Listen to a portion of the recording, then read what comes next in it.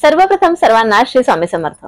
आपल्या घरात जर का ब्लॅक मॅजिक झालेली आहे, घरात खूप सारी निगेटिव्हिटी आलेली आहे, घरात खूप साऱ्या कटकटी होतात, तुमच्या डोक्यावर खूप सारा कर्ज झालाय, कर्जावर कर्ज, कर्जाचा डोंगर तयार झालाय, किंवा तुमचे काही ग्रह खराब झाल्यात, ह्या सर्व गोष्टींवर एकच उपाय आहे किंवा एकच दिवस आहे ज्या दिवशी आपण ह्या सर्व गोष्टी अगदी एकत्रितरित्या सर्व गोष्टी आपल्याला आलेले संकट ह्या सर्व गोष्टी आपल्यापासून दूर करू शकतो। तो दिवस म्हणजे कालभैरव जयंती। कालभैरव जयंती सांगितलं की लगेच भगवान शंकरांचा दुसरा रूप जो कालभैरवांचा आहे, रौद्र रूप आहे, हा रूप पाहून आपणच नाही, माणसंच नाही तर देव सुद्धा घाबरतात। कारण हा जो रूप आहे हा रौद्र रूप आहे, अगदी भयानक असा हा रूप आहे। आणि त्याचमुळे आपल्या घरातली निगेटिव्हिटी, आपल्या घरातले जे काही ब्लॅक मॅजिक आहे किंवा जे काही शत्रू आपल्याला त्रास देतात, आपल्याला नजर दोष लावतात, ह्या सगळ्या गोष्टी उद्याच्या दिवशी आपल्याला काही उपाय किंवा सेवा करून नक्कीच दूर करता येतील। व्हिडिओ व्यवस्थितपणे ऐका आणि ज्यांना कोणाला हवा असेल त्यांना व्हॉट्सअपला जाऊन नक्कीच शेअर करा। बघा, आता उद्याच्या दिवशी मी सकाळीच एक व्हिडिओ अपलोड केला आहे ज्यात तुम्हाला कुठला नैवेद्य अर्पण करायचा ते मी सांगितलेलं आहे, त्याची लिंक सुद्धा मी डिस्क्रिप्शनला देते, तो सुद्धा व्हिडिओ तुम्ही नक्की पाहू शकता। आता उद्या काय करायचं आहे, उद्या आपल्याला पूर्ण दिवस सगळ्यात महत्वाची गोष्ट आपल्या घरात देवपूजा करून घ्यायची आहे। सकाळी उठायचं आहे, देवपूजा करून घ्यायची आहे। कुठलाही दिवस देवपूजेपासून सुरुवात होईल ह्याची काळजी घ्या।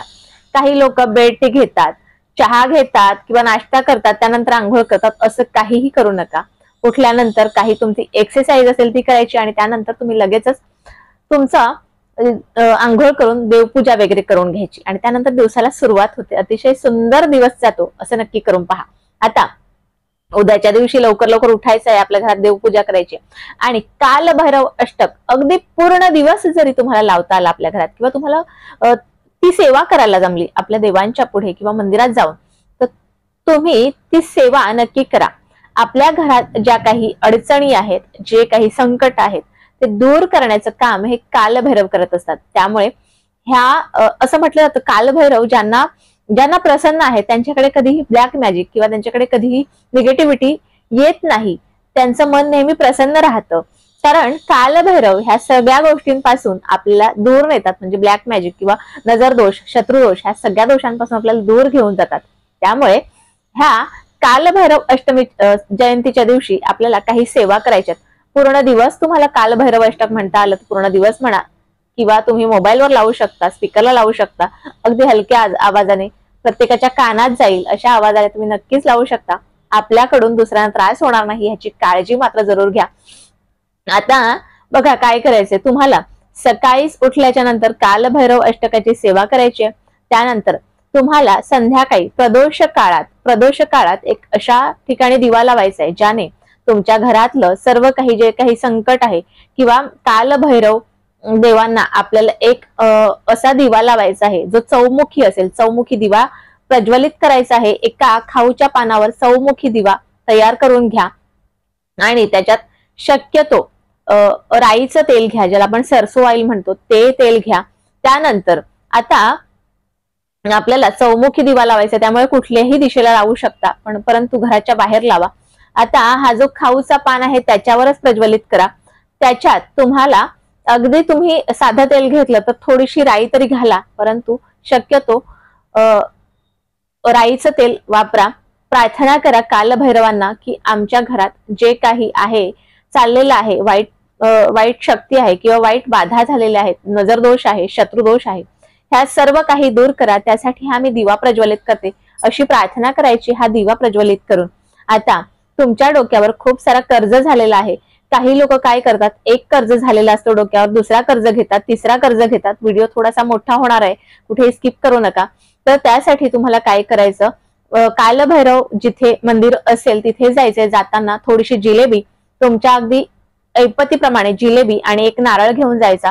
हे सर्व कालभैरवनाथांना थोडंसं अर्पण करायचं। त्यानंतर राहिलेली जी जिलेबी असते ती तिथेच जे कोणी भाविक असतील, जे कोणी मागायला बसलेले असेल त्या सर्वांना ही जिलेबी वाटून द्यायची, संपून टाकायची, घरापर्यंत आणायची नाही।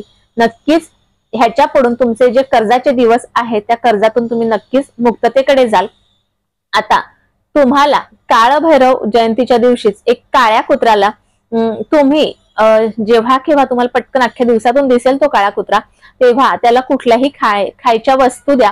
म्हणजे काय, बिस्किट असेल किंवा दूध असेल, ह्या सर्व गोष्टी नक्कीच त्या काळ्या कुत्र्याला द्या. काळा कुत्रा हा कालभैरवांचा वाहन आहे. प्रत्येकाचं वाहन, प्रत्येक देवांचा वाहन हा असतो. तसाच कालभैरवनाथांचा काळा कुत्रा आहे, त्याला सुद्धा काही वस्तू खाऊ घाला. बघा, आपले जे दिवस आहेत, जे खराब दिवस आहेत, घरात निगेटिव्हिटी आहे, भानामती आहे, किंवा आपल्या घरात शत्रुपीड आहे, किंवा आपल्या घरात निगेटिव्हिटी किंवा ब्लॅक मॅजिक झालेली आहे, सर्व गोष्टी उद्याच्या दिवशी नक्कीच दूर होतील. ह्या सर्व गोष्टी करून पहा. जेवढ्या गोष्टी तुम्हाला जमतील तेवढ्या नक्कीच करून पहा. उद्याचा दिवस हा कालभैरव अष्टक किंवा जी काही तुम्हाला भगवान शंकरांची सेवा करता येईल ती सेवा नक्कीच करून बघा. तुमचा उद्याचा दिवस आणि उद्याच्या पुढचे दिवस पूर्ण सर्व चांगले जातील. नक्कीच आजचा छोटासा व्हिडिओ तुम्हाला कसा वाटला मला नक्की कळवा. व्हिडिओ आवडल्यास लाईक, शेअर, सबस्क्राईब मात्र जरूर करा. पुन्हा भेटूया अशाच एका नवीन व्हिडिओ सोबत, नवीन विषयासोबत. तोपर्यंत सर्वांना श्री स्वामी समर्थ.